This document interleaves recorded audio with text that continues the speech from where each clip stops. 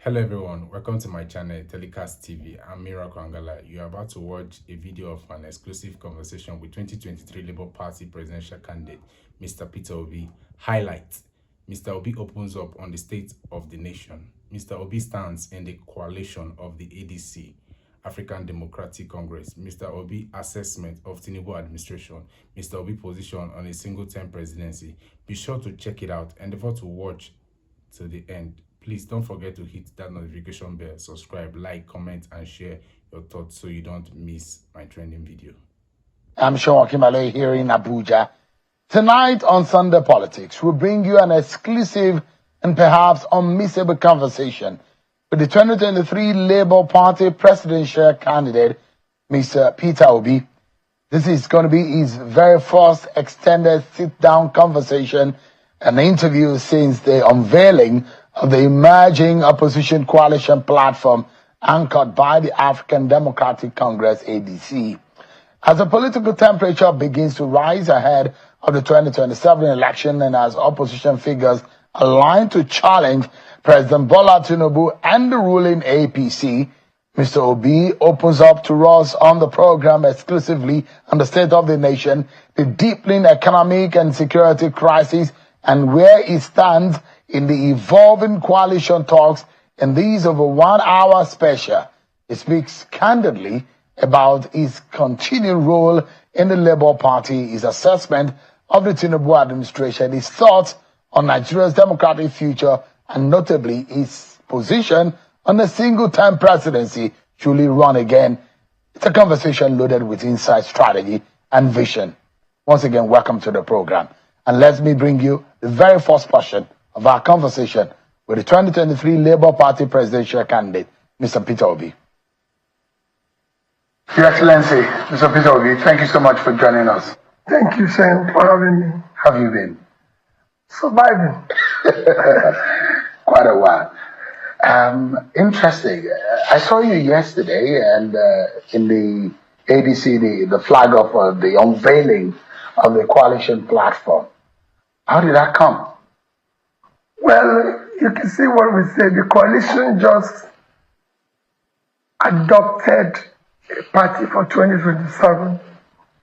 So we're trying to work together. The opposition are trying to come together to work together for the sake of Nigeria. So what does this then mean? Does it mean that you are an ADC member or a Labour Party member? Today, I'm a Labour Party member, and I remain in Labour Party. But we have all agreed to work in coalition for 2027 election. And for that, we've just adopted ADC. Going on, other parties, other individuals are going to still come in. But it's just like an unveiling, like you used it before, an adoption, which will still go into bringing other people together under the same umbrella and saying, we want better governance for this country. We want to see more competent government with the capacity and character to do the right things. So at some point you are going to leave Labour Party, is that it? Well, where we are, the coalition, this coalition might have other parties that will come together, like it's happened in the past, and change the name of the party, anything. But right now, we've adopted one party. The other ones are going to come in. So we can't say whether we're going to leave this or we're going to come into this. What is constant mind that we've all agreed to work together. The implication is a legal one. Whether or not, as someone who is intending to run for office, you have the ability to participate or be in two political parties. It then means that will affect your ability. So there's a difference in between intention and being this. I said I'm a member of this, and I'm going to work with this group. So it's like, oh, well, I want to invest in this company, where they say, oh, you cannot be in two companies at the same time. But I have indicated my intention. I want to go into this. That is not. Well, you don't see it as anti-party. No. There's not an anti-party. No, because I don't think Labour Party has agreed to remember, we said for 2027. Say we are not in 2020, we're in 2025. It's clear. We've adopted this for 2027.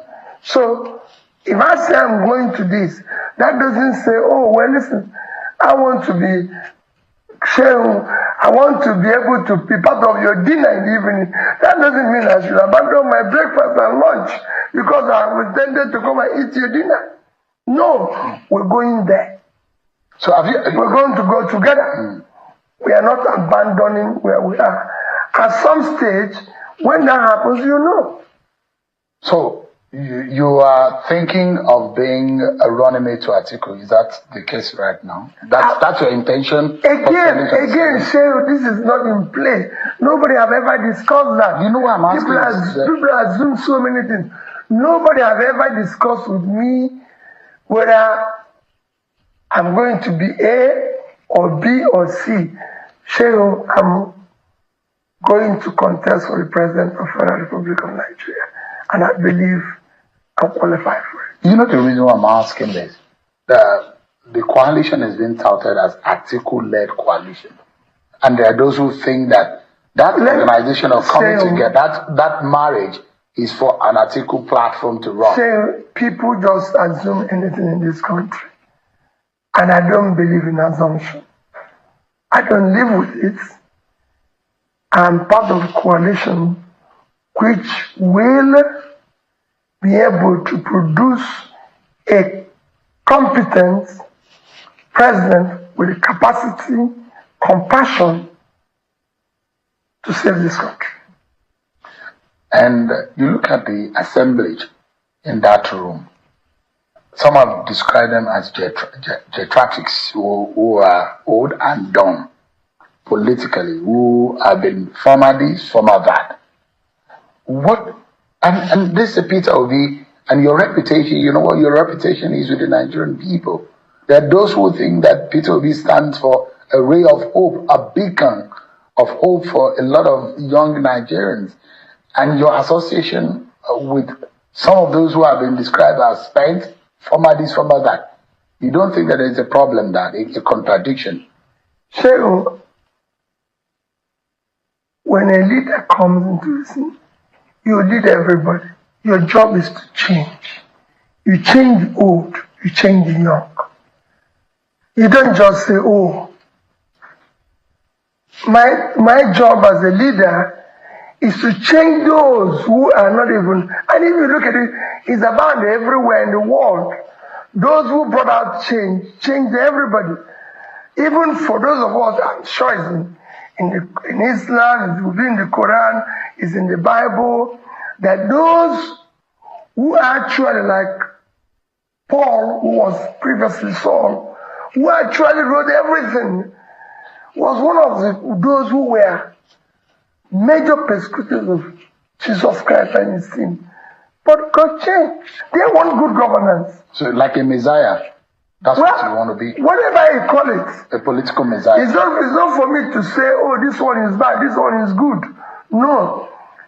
It is for everybody to come together and show that you can do things better. Is it not contradictory, though? There are those who say some of them had planned to sustain military rule in Nigeria. Some of them had run severally in the government that Nigerians thought that had failed. And you say you want to reform Nigeria. Is it not contradictory? In fact, you need some who has been in bad government.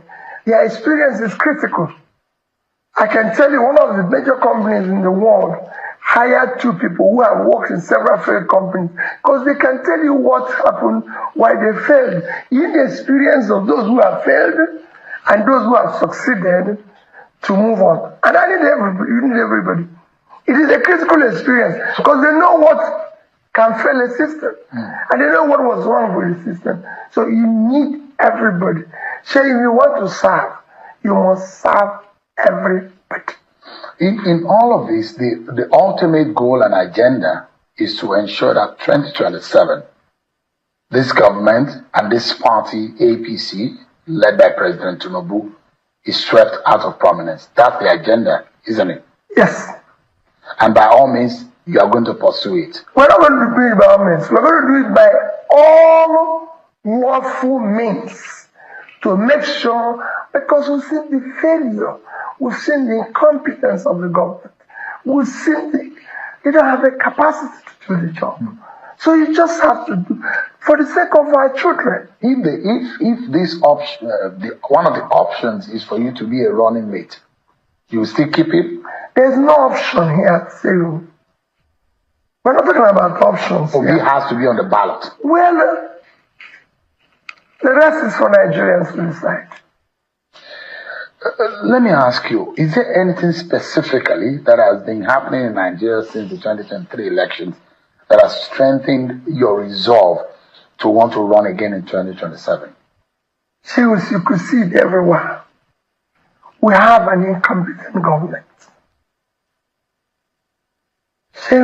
As president of Nigeria, I'll bring civility and order in governance.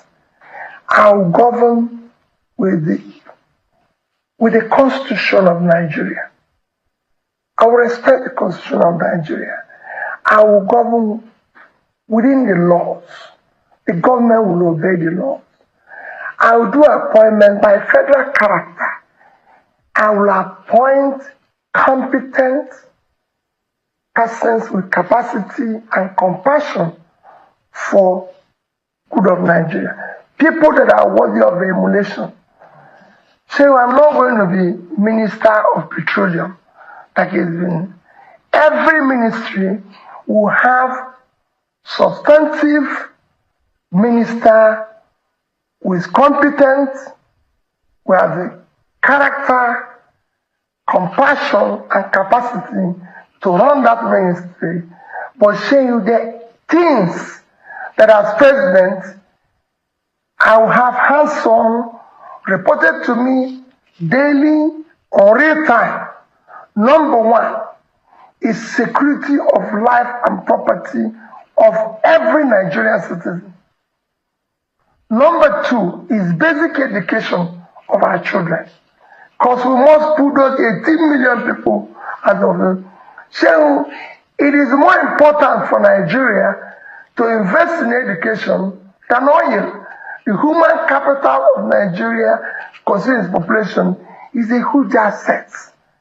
I will make sure that hands-on, I know anything that happens about health of Nigerians, starting from primary health care, ensuring we increase the insurance coverage, where the rich will pay, where the poor will benefit, and everything. So I will make sure that I know real time what happens with agricultural products, which will drive the foundation of our manufacturing. I want to know what power we are generating daily and distributed daily. And I want to look at the SMEs, the manufacturing, to ensure that they are properly supported with adequate interest rates. And I'd like to go into details of some of the crucial areas, because you campaigned in 2023, and there are those who say, well, all of the things that this government said they would do are the things that peterobi also said he was going to do. And I'll come to those things in a bit. But all of these things you mentioned, you said you're going to do only in one single time of 4 years. Oh yes, it's just to know what is happening to them daily. And you're not going to solve them overnight. So you don't want to spend more than 4 years as president to be elected? That's it. So you can actually do all of it. You can actually... Nobody expects 100% result. They expect 100% sacrifice and effort. So we know we're driving there. So there's nobody that going anywhere is going in one day. But if we set out to go to Kaduna today, people want to see us in Kaduna Road. If we're headed to Lagos Road, we're in the wrong direction. What is happening now is that we're telling people we're going in this direction, but we're going in that direction.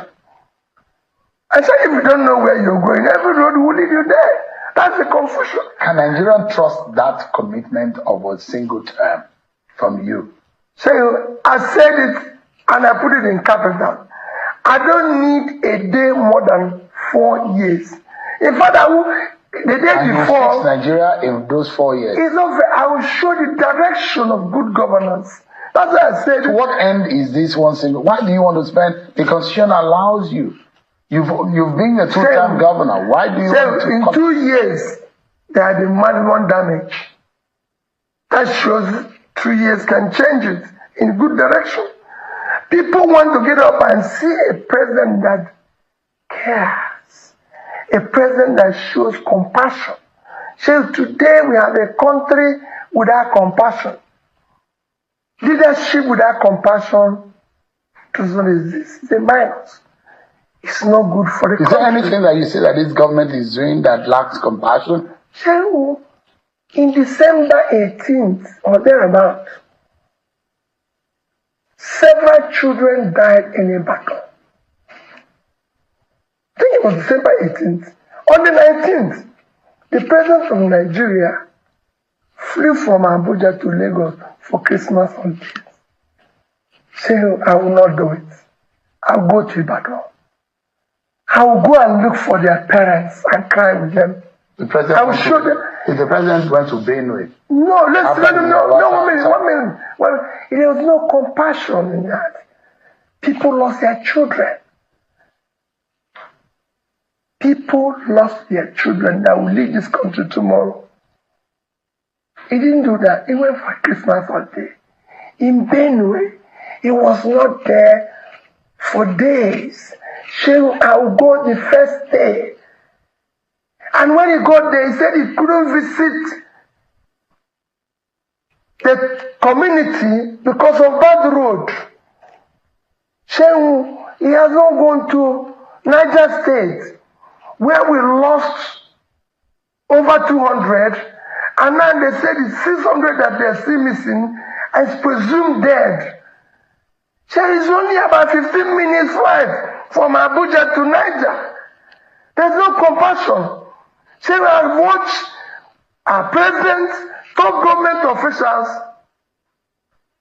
in this capital of Abuja commissioning bus stations where we lost 20-something soldiers in Niger. So it will not happen.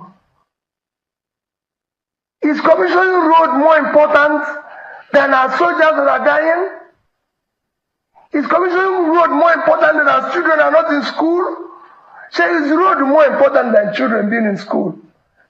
There's no compassion. There's no governance. I will not be, look at this week.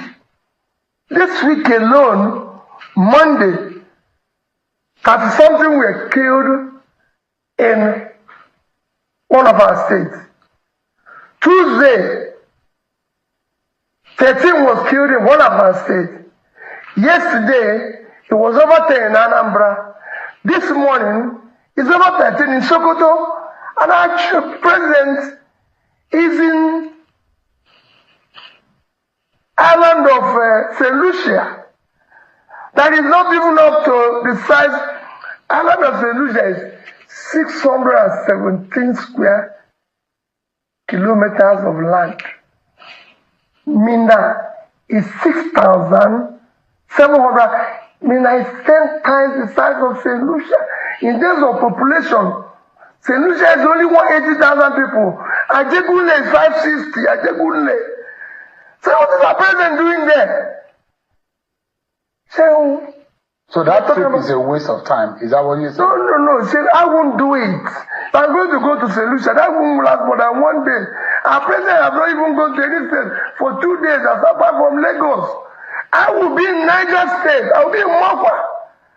If there's any place to stay longer, there is in Mokwa, where I have lost now 800 to 1,000 people.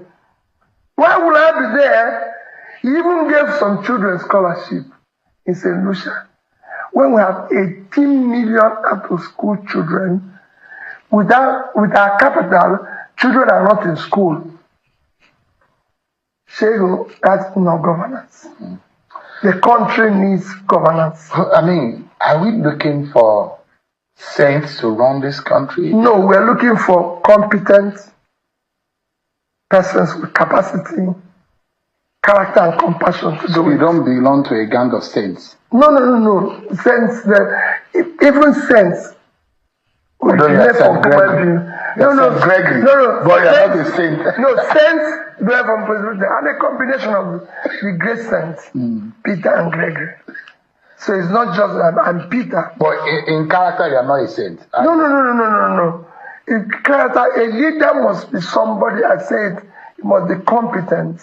He must have the character and behavior, public conduct to show that this is right, this is wrong. Let me ask you, and I'd like you to clarify this, because I watch a lot of conversation around you, and I mean, around every major political figure in this country. How do you clarify this reputation that you worked for the Abacha government? Or in the Abacha government? So I've never worked for government before I became governor. I can tell you that. Did you do anything including special? So let me clarify for you. I've never worked for any government before. So I was a very successful businessman. And everybody knows that. I was a very successful businessman. I built my business from scratch to something of a routine. As a businessman, I'm also part of those who were controlling trade in Lagos then. There was a time during Abacha's government, even happened during Obasanjo's government, there was a time during Abacha's government, because when Abacha took over, they said all ports, seaports and everything closed. So they came out with a policy that caused congestion in our ports, even in the airports. Goods were not being cleared, goods were not being exported and everything. And some of us felt, no, we need to go and see the head of state then, or at least the commissioner, Minister of Finance, who was I think it was Ani. So we came to Abuja, about 50 of us.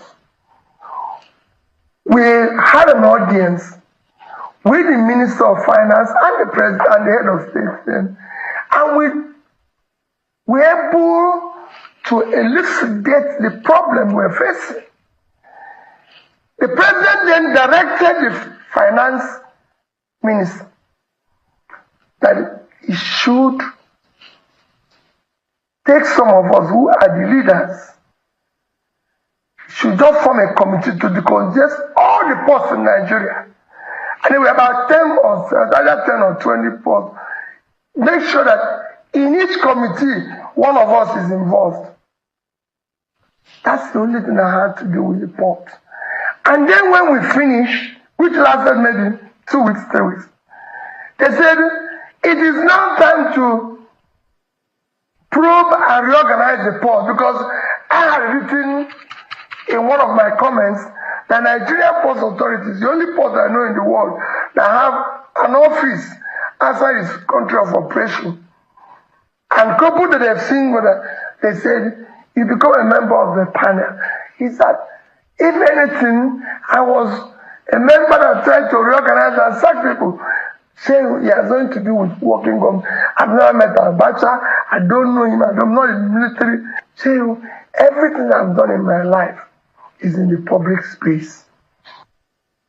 I mean, you seem to campaign more about frugality than investment. That those who say those monies that you're talking about that you're leaving could have been invested. So I invested it. I invested in education, which is the most critical investment a nation can do. So I took the state from 20-something in Waika to number 1. So under me, and I challenge any state, under me, all secondary school, I can go down to primary, all secondary school in Anambra State had a functional science lab, had a sick bed, had a generator, had 2 buses, have Computer. Go and ask HP till today. I bought the highest number of computer ever sold by HP to any state in Africa. The order, they're there. You can go and ask HP, or you can go and ask the star of, let me remember his company now. You can go and ask him. No other person has done it. If you become president, you will be frugal, yet you invest. No. If I become president, I use the resources effectively. I cannot say buy a new jet. Even if you need one. I don't need one. You don't need one. Because you can go to anywhere with that jet. I will never need one. You fly Airpeace, you fly Ghana, you fly VN. Of course, baby. Say, I will not use 150 billion to buy a jet when 80% of our primary health care centers are not functioning. Even as against security protocols. Which security? You've been a governor, you know what it means. No, what do you mean security? That's what they tell. That's nonsense they tell. I was a governor for my first 4 years. I drove 406. For the rest of it, I didn't drive bulletproof cars. Nobody's trying to kill you. You're doing the right thing. It's when you do the wrong thing that you're saying about that. Would security agency even allow No, forget all those things. If your people are dying, you should be ready to die. That's the job you chose. Or you go back to your house and live quietly. The president should also be ready to die if your people are dying. Why should we have security vehicles? No, you can fly. Who is protecting you in the air? If you catch it, everybody dies. The British Airways flies every day. How many people have died? Are they going to provide you security in the air? Let me take you to because what is important for our nation today is the alternative and the options that we have as a people, the hope of a better Nigeria. And economy is very key. And I look at this government, the administration says they are focused heavily on currency reforms and subsidy removal, which many say have worsened inflation and hardship for ordinary Nigerians.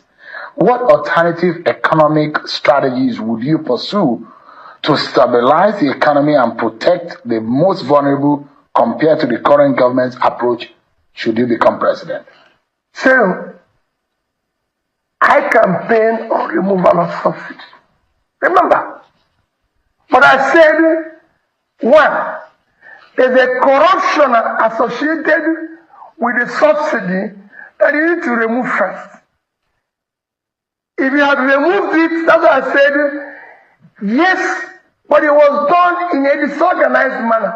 So everything is about organization. There's a corruption associated with it that you need to remove first to know the actual subsidy and organize how you can gradually deal with whatever is remaining, and people must have to see the alternative. So when this government removed subsidy, do you know what they said? They said is to stop borrowing to sustain it. Oshero, this government has borrowed more than government of Yaradua, Jonathan, Buhari put together. As at the time Buhari left, our debt was about 80 trillion. Today we're almost 180 trillion. Without anything to show for it. Is it a crime to borrow as a government? No. Saying these are part of the laws I want to change. We must now make a law that all borrowing must be for investment. In critical areas of development, you don't borrow for consumption. Without that, you waste everybody's time. Saying I'm as a businessman, there's nothing wrong in borrowing. If I borrow to build factory, it's different if you borrow to bury your father. Because your father is of no value. It's gone. It's just consumption. That's why I keep saying that I want to move this country from consumption to production. For example, what would you borrow for if you were president? So I'll borrow to finance education. I borrow to ensure that Nigerians have power. I can go on and on. There's so many things. How long can it take you, for example, to fix Nigerian power situation? So, you went to Egypt. Thank you. So let me learn from them. That's it. It took Egypt 5 years. So we're not going to fix overnight. But remember what I said. Nobody expects 100% success. They want 100% effort. If development and what you do, governance, must be measurable. So if we decide, okay, we are now at 4,000. So we can decide, I'm only going to do 8,000. But annually, there must be improvements. How would you do it? How would you fix power? It's not rocket science. Egypt, I'm not saying now, say the 3 countries that improve power in the recent time, unless one did it yesterday, as at the time I went to Egypt, we are 3 countries in the world. India, Vietnam, and Egypt. And those are developing countries. So, governance is about learning from best practices. It is not rocket science. So what do you feel? Have you identified why I'm over 40 and I've not, in my lifetime since I was born, I've not experienced constant electricity, and my children were born into a similar situation? The question is, have you identified what the problem is? Yes, the problem is in failure of leadership. That's the problem of electricity. Everything. If you have a determined leader, he will learn, he will ensure implements it vigorously. Like the president announced that he's happy that the opposition is in crisis. I will go there and solve it. As governor of Anambra State, you've seen me say it every day. Oju Zokari is there. He came to campaign for Uche Kunife. I gave him the vehicles that took him to the campaign. When he finished, he came to my lodge, ate lunch in front of me, standing this way, Uche standing this way. He said he has come to campaign, that I've done well, Uche will replace me. And I was in that election. And when I go to they go say, oh, Peter, you're too weak. I said, I did the people going to vote. When the people voted, they voted for me. So the same thing that president is doing by employing or appointing Yinsom Wike as FCT minister and empowering the opposition, is that the kind of thing you're describing? No, it's not empowering the opposition. I want strong opposition parties. Let's say I'm president today in one party, I want strong PDP. I want a Labour. I want strong APC. I want to listen to them. I want to see democracy thrive. I want people to understand. I want to listen to the opposition. Because they might have an idea that is superior to what I have. That is governance. Would you be forming something like a government of national unity and taking people who are not in your party to form government? Is that the kind of thing you would do? So we are talking about Nigeria. If they have something that is better, I will take it. You appoint ministers outside of your party? It's no question for appointing ministers. I'm appointing Nigerians who are competent. Happens everywhere. So the government of England went to Canada to hire a central bank governor. You know how old England is? That colonized Canada. They went there because they wanted to function.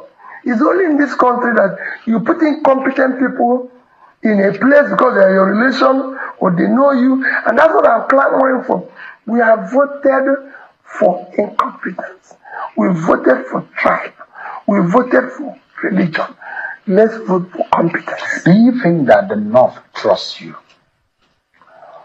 So, I want them to trust me. The biggest asset of this country is in the North. The uncultivated land in the North. The criminality we face in the North today, I'll deal with it. So if I'm president, the North will celebrate me. I have an idea of the problem. So I'm in this country when, if I'm looking for cars, I go to Kano. There used to be industries in Bompai 1, in Bompai, Sharadan 1, Sharadan 2, and everything. So I was in Indonesia this year. From February 1 to February 7, meeting from Minister of Health, Minister of Education, Minister of Small Businesses, Minister of this, to former Vice President, to the most popular president. And so you learn, and what they did is not rocket science. Let me ask you, Mr. Peterobi, there is a popular slogan that you used in the campaign, from consumption to production. Yes. Is the country is not productive. Let me ask you, because there are those who have also criticized you that what industry did Obi even put in Anambra when he was governor, to start with as an example. But I'd like to take the Nigerian example. I mean, you know that industries. They have even used it as an example. the brewery, right? As one. Yes. But the big question here, we're looking at a bigger picture, Mr. Obi. We need to start looking at our competitive advantage as a country. Yes. Where will the jobs come the most? Where will the more money come as an alternative to oil? If you are president, where do you think you will focus the most in the very first 1 year that can give us that advantage? So, I might not turn it around the very first 1 year, but I can tell you, so we can make more money from agriculture than we make from oil. Any day, any time. I can show it to you. Which produce will you be focusing on? Say, we have all the produce. Why did you think? Go and look at the arrays. Do you know arrays, which the colonial masters did, were focused on where we were getting products. So there's so much, Nigerian land is so fertile that we can grow anything. You see, this is not just say we're having problem. It has one of the best fertile land on the surface of the earth. So the world is today is looking for cassava, they're looking for yam, we're not talking about Nasarawa. I can go. You are now that belt. You are now the one. I said, we are now one talking. We have 54,000 square kilometers of land in Taraba. It's not Taraba here. That can grow all that. Which one would you focus on? All of them, simultaneously, because it's an investment. That's why I said I will borrow and put in investment. You are now borrowing for production, not for consumption. Have you done the math? Oh, so it's very easy. I don't need to renovate conference center. There's no conference here. So I've done it as a governor. You ask which industry did I build. So one of the first places I renovated as governor was industrial estate in Onitsha. Go there and see the number of industries. Jonathan commissioned at least 10 industries there. So come, I will show it to you, including the brewery that is mentioned. That brewery is the biggest taxpayer in Anambra State. Pays government. You know. Do you applaud this government for some initiative, for example, the tax reform bills, those 4 laws that have been signed by the president, the student loan that has been given, the credit corp, and this government will say we are turning the curve, and our economy is gaining momentum. So, are you able to applaud those kind of initiatives? The reality in governance is the people. Nigeria has never lacked good policies. What they lacked is good and committed implementation. Remember, Nigerians are very good people. They're committed. That's why every president comes and says, things are difficult, let's fast. And Nigerians will jump to it and say, okay, let's fast with you. But then the leaders then go into feasting. When they've just asked the people to fast. You can't tell people to fast when you're feasting. You buy new planes, you're renovating houses, buying new mansions, doing this. Say, we don't have a hospital. If anything happens to you or me now, they can't rush us to our national hospital. They are private hospitals. No, they have broken that chain. I'm just telling you. This is nonsense. Government-owned hospitals. When British Prime Minister had COVID, they took him to St. Mary's. I had a cousin in the UK. He had COVID. They took him to St. Mary's. Our national hospital is supposed to be our number one hospital. Go there. They have no equipment. It's all broken down. They have no ambulance. Our government officials are driving on the road with ambulance.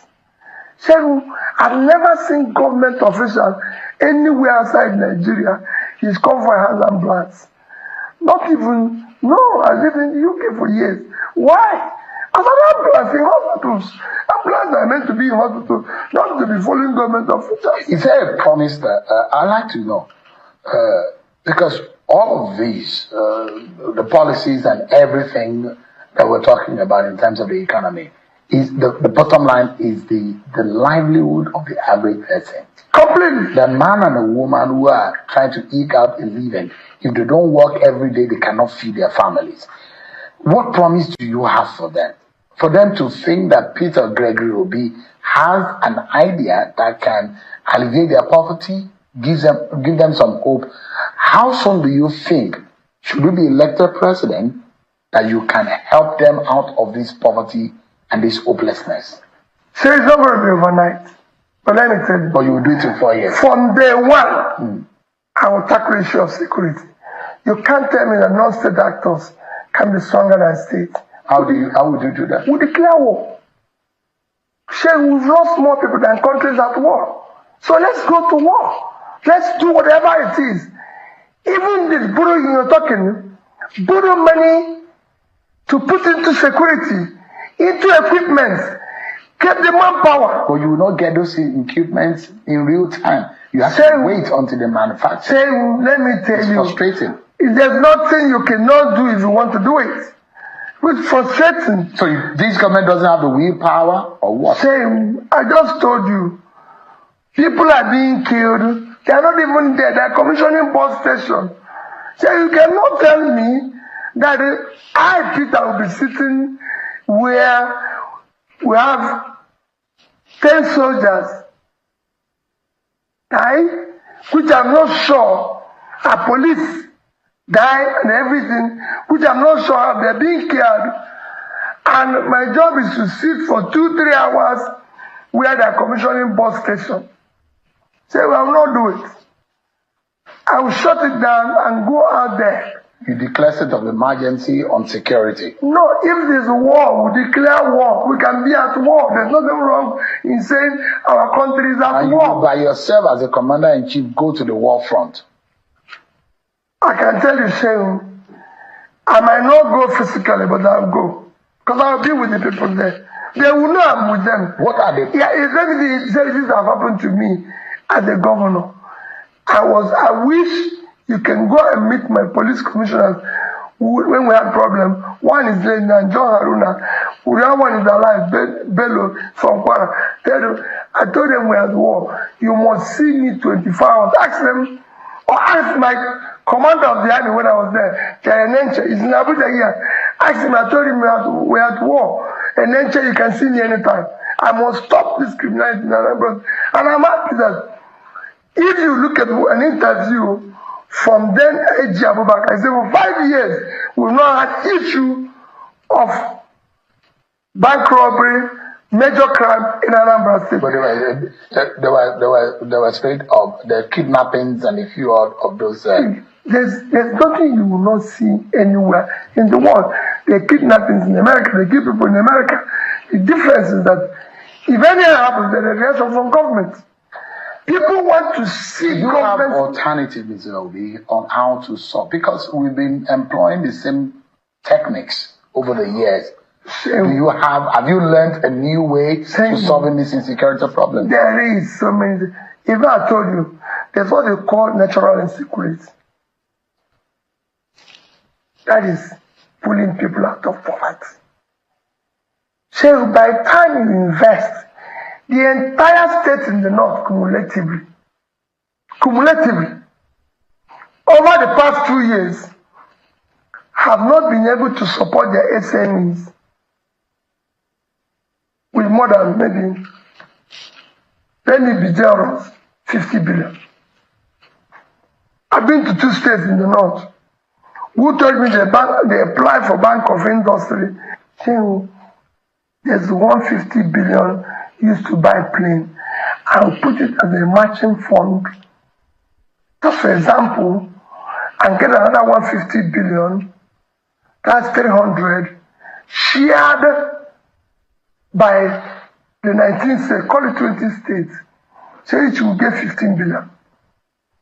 Within this period, and you give it to these young people. So we have gone to prisons and see these young people that have problems. And I ask them, why did you do this? They have no job. They don't know where the next meal will come from. And if you don't know where the next meal will come from, so nobody can know or imagine what you can do. Let me ask you, as a governor, there are those who say the federating units need to play their roles. There's just a president of the Federal Republic and the 36 state leaders of 36 state government. The question is, issue of state policing come to bear. What would you be suggesting as the alternative solution in governing all of the states of the country and making sure that they are properly policed? So I will have community policing. I will encourage it. Local government policing, I will encourage it. State policing, I will encourage it. Federal policing. So as governor, every community in Anambra State have community security system employing 10 to 20 persons paid directly from my office as governor, was paying for the security personnel that was manning it. So if you still in one town, the radio, you cannot. The 3 major criminals that were operating in the southeast, everybody knows them.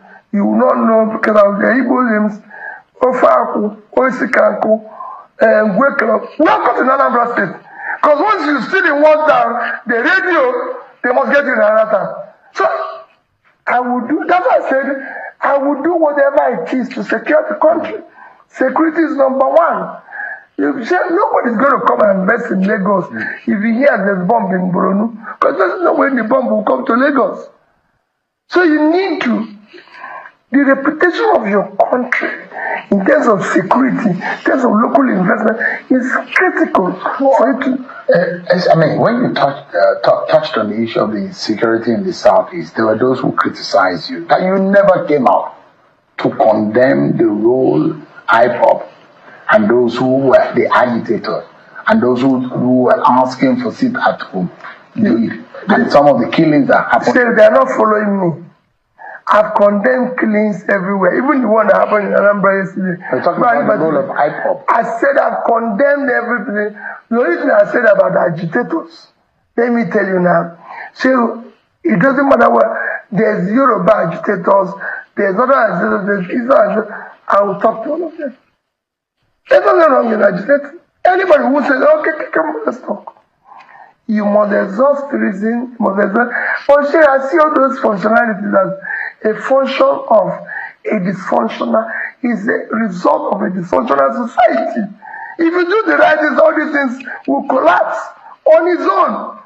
So what I'm going to unleash here as government, somebody who works in government, will change it. Would this be canvassing for a political solution to the case of Nnamdi Kanu? For every one of them. I mean, why is it being held? It doesn't make sense to me. Some people say because he used vulgar words and everything. Is there anything wrong? I've not seen it. People just say, oh, using vulgar words. You say, it doesn't bother me if I'm president, whether you call me thief, call me a less man, call me idiot, which they call me today. It doesn't bother me. My duty as a leader is to the common man to put food on their table. Well, if you are talking about the situation in the south, is it the same way you handle the agitators and those who are killing in the northeast and the northwest? Remember what I said. If there are people I can talk to, I will talk to them. But remember what I said. Once I exhaust reason, I'll deal with it. Let's say tomorrow we have a bandit by name so operating in the northeast. I will look for him. Quote me anywhere. But, remember, that is just establish a link to say enough is enough. Afterwards, deal with it decisively. Are you happy with the peace and the quiet in the southeast after the arrest of Simon Ekpa? There's no peace anywhere like I know in Nigeria now. So for me, I just told you they killed 10 yesterday in my state. Is that peace? People are being killed everywhere in Nigeria. Everywhere. Let me ask you quickly, Yes. Mr. Obi. A lot of your followers believe so much in you. And those who do not believe in you, they don't think that you're the right man. Why do you think that Nigerians should trust a Peter Gregory Obi that will give them hope and will give them focus? Can they trust you? Shehu, everything I've said, I did. As governor, when I was campaigning to be governor of Anambra State, I said I will fix education. I will make sure I improve in education. There will never be a time children will not be in school. I can show you education increase. It became better. I said we're going to deal with the issue of health. We didn't have one single school of nursing and school of midwifery. By the time I left, we have more schools of midwifery and school of nursing today than any state. I talked about rural roads, opening up rural. You can go on and on. It is not. So Nigerians can. Like I said, no. You have the solution. What they can. When I talk about corruption, we have fight corruption head on. Head on. And I said it. If you, who is number one, either at level, national level or state, is not stealing, your wife is not, your family is not, reduced by 50%, there's an experiment way. I've had people now who say, oh, but you're corrupt. But Shehu, I left 36 billion naira I would have stolen.